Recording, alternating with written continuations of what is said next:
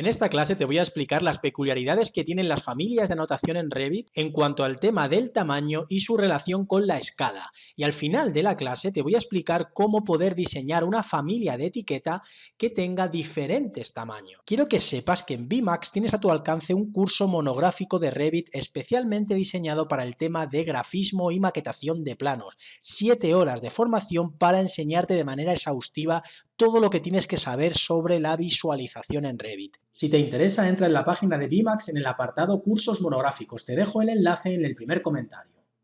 Cuando nosotros nos ponemos a construir cualquier elemento arquitectónico de un proyecto, o bien cualquier elemento estructural o de instalaciones, no tenemos ninguna duda a la hora de decidir las dimensiones que va a tener ese objeto, porque tenemos que modelarlas al tamaño real, al tamaño que va a tener ese objeto cuando se construya en la vida real. Por tanto, desde cualquier vista del proyecto, independientemente de la escala que tenga esa vista, lo que vamos a estar visualizando en pantalla es el tamaño real de cada uno de los elementos constructivos. Si nosotros utilizamos en una vista o bien la herramienta medir o bien la herramienta acotar, independientemente de la escala que tengamos puesta, la dimensión que vamos a obtener es la dimensión real de ese objeto.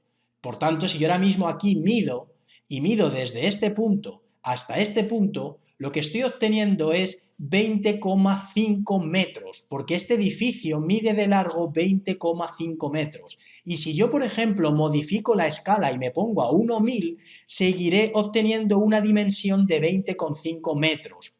Entonces, si nosotros en pantalla solamente tuviéramos elementos constructivos, no percibiríamos ningún cambio aunque modifiquemos la escala. Fijaos, yo ahora mismo me pongo a 1000 y no estoy visualizando ningún cambio de tamaño, porque mi edificio sigue mostrándose en pantalla a escala 1:1. ¿Para qué sirve la escala? Únicamente cuando estemos pensando en maquetar planos. Entonces, si yo, por ejemplo, necesito maquetar un plano con escalas diferentes de la misma planta, pues tendré que ir preparándome en el navegador de proyecto las diferentes vistas con su escala correspondiente. Fijaos, yo puedo tener aquí una planta baja a 1,50 y lo que yo estoy viendo en pantalla es prácticamente idéntico a lo que yo estoy viendo si tengo una planta baja a 1,100. ¿Vale? Sin embargo, si yo lo maqueto en un plano, por supuestísimo que es cuando va a tener efecto la escala de la vista. A una escala 1,50, en nuestro plano va a tener el doble de tamaño que la misma planta a escala 1,100.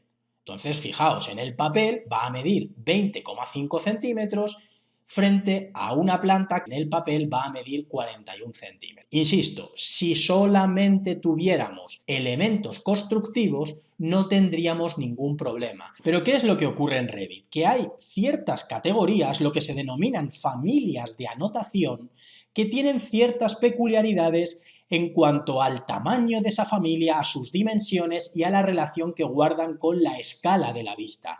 Las familias de anotación más habituales son los textos, las etiquetas, los extremos de rejilla, los símbolos de cota de elevación, los extremos de nivel, los títulos de vista y todos los símbolos que tengamos que introducir en nuestra entrega. Prácticamente todas estas familias se almacenan en el navegador de proyectos dentro del apartado símbolos de anotación.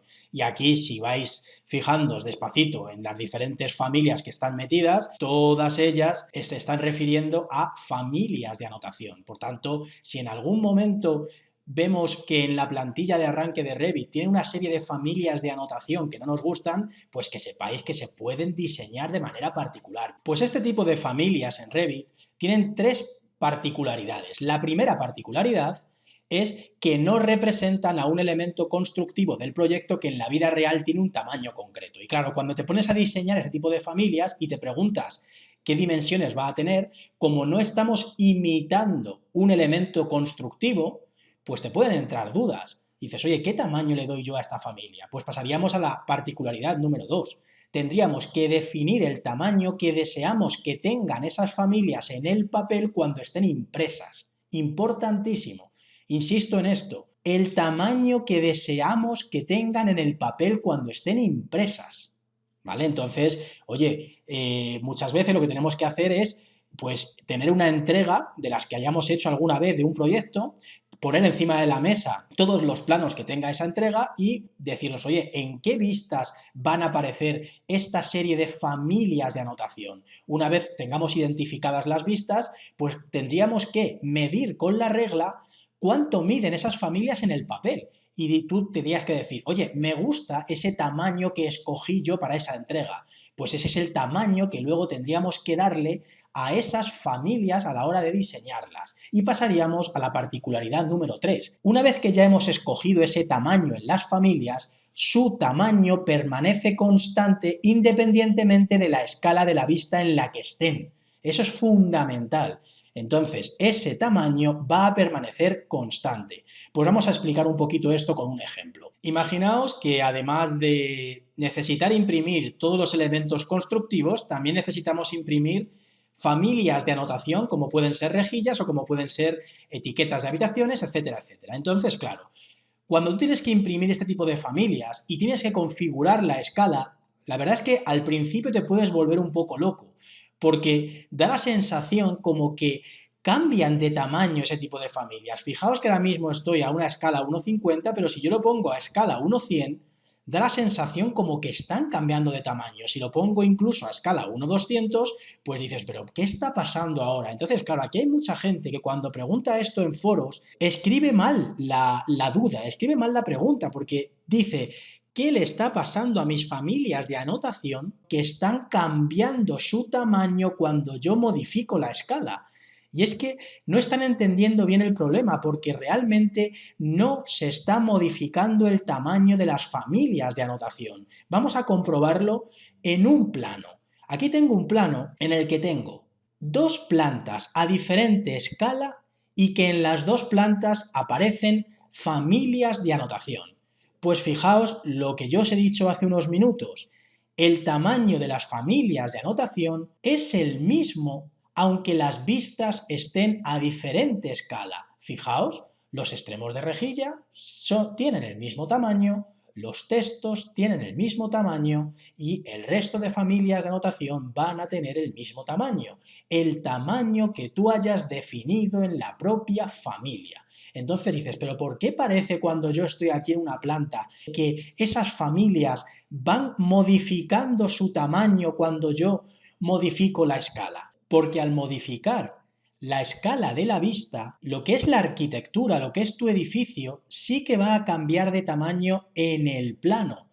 Entonces, claro, la relación que hay entre lo que ocupa tu edificio en el plano respecto al tamaño de esa familia de anotación sí que es diferente en función de la escala. Y entonces te da la sensación de que aumentan o disminuyen de tamaño en la vista. Pero lo que está pasando es que lo que tú estás percibiendo es cómo va a cambiar el tamaño de tu proyecto en un plano en función de ese cambio de la escala, que no es lo mismo. Pero ¿qué es lo que ocurre? Que el hecho de que las familias de anotación mantengan su tamaño independientemente de la escala, para muchas personas es una grandísima ventaja. Es lo que estaban buscando, porque oye, cuando tú, por ejemplo, estás configurando el extremo de esta rejilla, tú tienes que darle el tamaño óptimo para que sea legible, pero tampoco quieres que ocupe muchísimo en tu papel, que ocupe lo suficiente para que cualquier persona que vaya a buscar información en ese plano lea perfectamente la información de esa rejilla. Entonces, si tú has conseguido que ese tamaño sea el adecuado, lo que estás buscando es que en el resto de vistas, aunque la escala sea diferente, la información mantenga ese tamaño que es legible y que has considerado tú que es el adecuado. Lo mismo pasa con las cotas. Si tú acotas una vista y esta cota, digamos que es legible, que es lo suficientemente grande para que sea legible, pues lo que estás buscando es que si en ese plano tienes una vista, aunque esté a otra escala, lo que es la cota mantenga el mismo tamaño. No por el hecho de aumentar la arquitectura en el plano, aumente también el tamaño de la cota. Pero hay ciertas personas que se quejan porque en determinadas ocasiones lo que están buscando es que ciertas familias de anotación cambien de tamaño en función de la escala. Por ejemplo, imaginaos que yo tengo aquí unas etiquetas de habitación, pero en determinadas zonas, como por ejemplo el acceso a la vivienda, lo que yo busco, lo que me gustaría es que esta etiqueta fuera más grande, el tamaño de este texto fuera más grande. Porque dices, oye, como es un texto que a lo mejor es más importante para que realmente se informe de que aquí está el acceso a la vivienda, pues oye, a mí me gustaría que esa familia de etiqueta tuviera un tamaño diferente, que se pudiera cambiar de una forma rápida. Entonces, ¿qué es lo que ocurre? Si nosotros tuviéramos un texto suelto, como por ejemplo este, que es un texto, pues oye, nosotros si queremos tener textos de diferente tamaño, lo que tenemos que hacer es editar tipo e ir duplicando en función de los tamaños distintos que necesitemos. De manera que en función de todos los tamaños, pues es verdad que puedes tener un listado de tipologías gigantesco. Dependerá muchísimo de los tipos de texto que te guste tener en una entrega. Pero lo que tienes que hacer es duplicar y aquí en el tamaño del texto, insisto, ¿qué tamaño quieres que tenga ese texto cuando esté impreso en el papel? Independientemente de la escala que tenga a la vista, ¿vale? Lo imprimes, te gusta, pues ese tamaño va a ser similar siempre que lo utilices. Pero ¿qué es lo que ocurre? Que las etiquetas no son textos sueltos, son familias que tienen un texto de etiqueta insertado y ese texto de etiqueta también tiene su tamaño. Entonces, claro, ¿cómo podríamos hacer que esa etiqueta tuviera diferentes tamaños? Pues la primera posibilidad sería tener tantas familias diferentes como tamaños de etiqueta necesitemos en nuestras vistas del proyecto. Entonces, si este tamaño no nos gusta porque lo queremos más grande, seleccionamos la etiqueta, le damos a editar familia y dentro de esta familia lo que hacemos es guardarla como. Nos vamos aquí a archivo, guardar como familia y tenemos que, importante, en el propio nombre de la familia, informar del tamaño que va a tener esa etiqueta. En este caso, vamos a duplicar el tamaño, 6 milímetros. Claro, no vale con decir que el nombre es 6 milímetros, tenemos que establecer el tamaño del propio texto de etiqueta. Entonces seleccionamos este